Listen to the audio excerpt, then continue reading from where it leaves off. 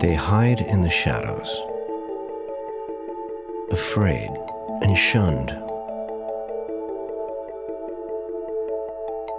friendless by an accident of fate.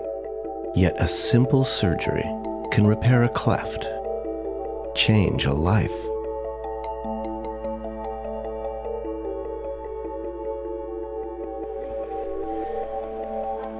Supported by Rotary clubs around the world, Rotaplast International has performed over 13,000 surgeries.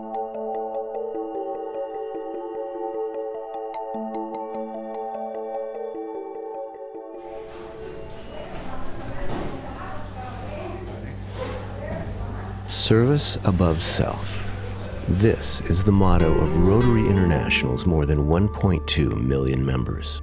Every day, Rotarians work, often behind the scenes, organizing, planning, raising money, and making great humanitarian enterprises like the eradication of polio possible. Rotary clubs also support more individual acts of fellowship, like disaster relief, providing shelter, medicine, and food to victims around the world. Sometimes, Rotarians have to roll up their sleeves and get involved in a more direct way. This is the story of 8 Rotarian volunteers from District 5300 who left their families, their jobs, and the security of their homes in the United States to take a very active role in a distant and very troubled land.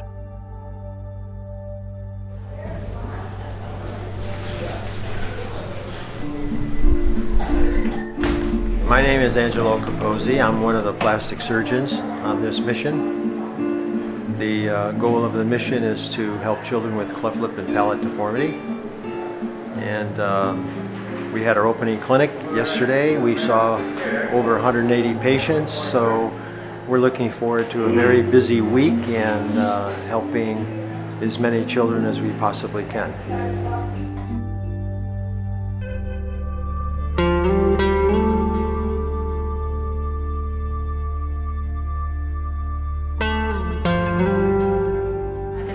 Mission, and it's been an amazing experience so far. It's only day 1 of surgery and I can't believe it. It's been amazing to see the parents, and I think the part that's been really touching is the hardest part for the parents is to leave their children and give them over to the physician as they're headed into the operating room.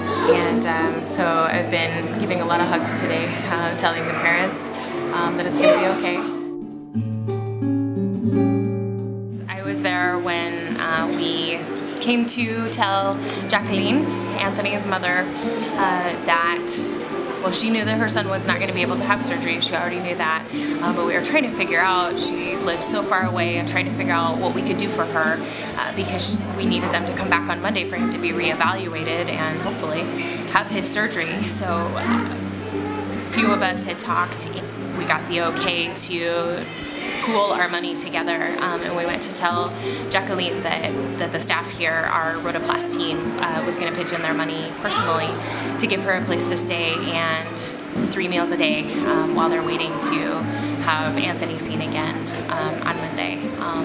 And it was an amazing experience. She has such a presence about her, but she just cried very quietly and said thank you so much.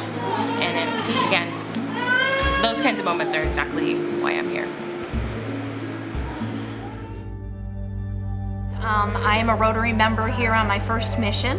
I am working as the medical records keeper. You know, it's everything. It was everything I both hoped and expected that it would be. I had you can have a pretty good idea as to what it might be like, but as you watch somebody carry a baby down the hall, or you see a child that's coming back from surgery, it's just so exciting to see, especially when you see the pictures from before and then you see them coming back out afterwards. Or as I sit here, I watch the faces of the moms that are waiting for them, and that's pretty emotional too, to watch the emotions that they go through.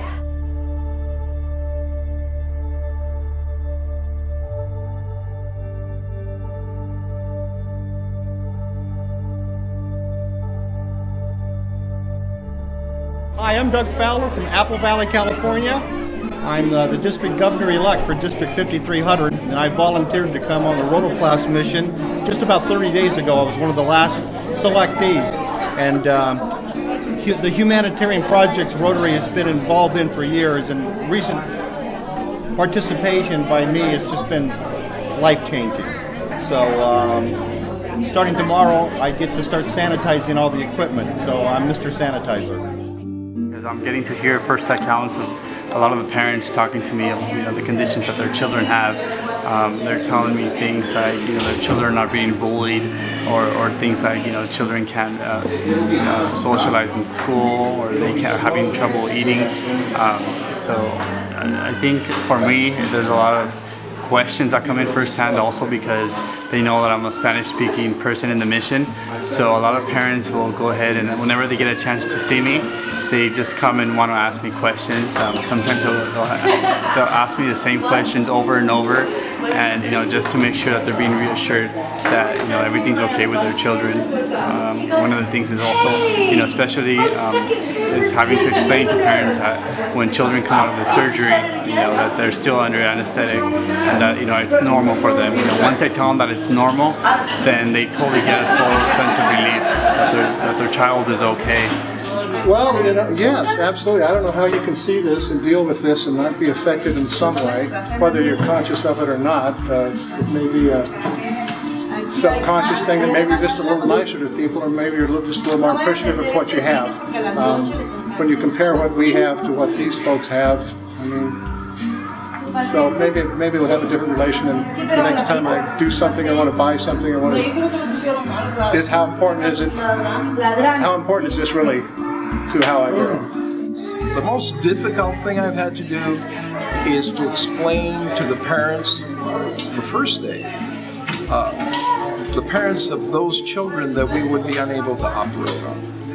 We had one child that was a very difficult case, just about impossible, and there are limitations as to what could be done. This child had a huge cranial tumor and was, we just couldn't do anything. But the mother was so hopeful, and she still carried that hope in her heart, and you have to be able to talk to her and yet not destroy her life. And it's a positive thing, and I think it's going to inspire a lot of people.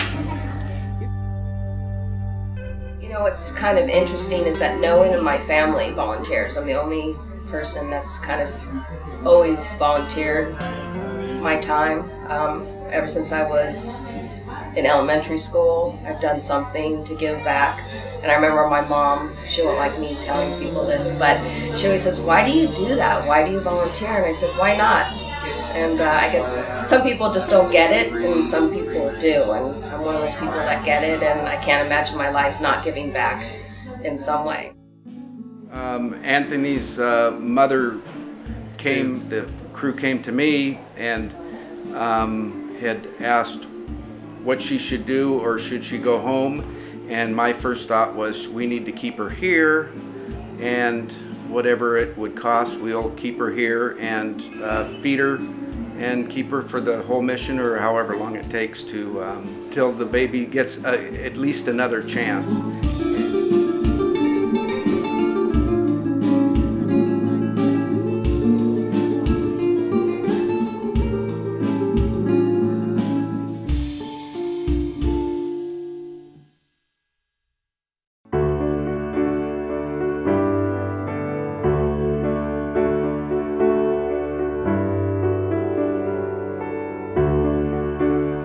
Rotary International was founded with the concept that we would partner with Rotary clubs throughout the United States and throughout the world.